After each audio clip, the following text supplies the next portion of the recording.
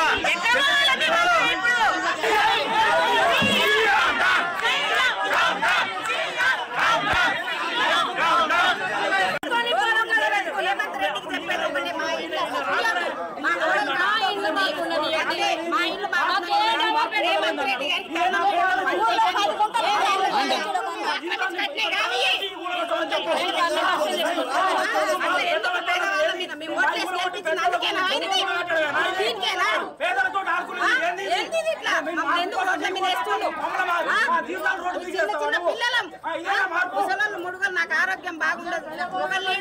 కష్టాలు పడి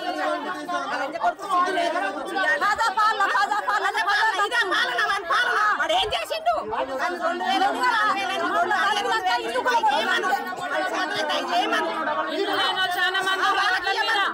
మాకేమి ఇవ్వద్దు, మా ఇల్లు మాకేమి ఇవ్వద్దు, మా ఇల్లు తీయద్దు అంతే. మేము అడవిలో తీసుకుపోయి పదంలో పెడతారండి.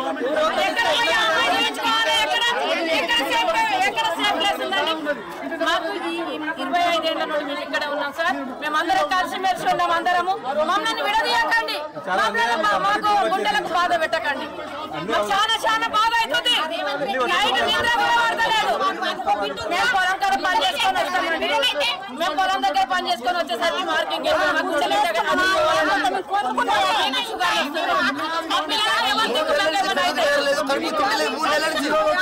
మాకు 2 నెలల నుండి సర్వే అంటారు, ఇది అంటారు. మీరు ఏం చేస్తారండి? మీకు ఎవరైనా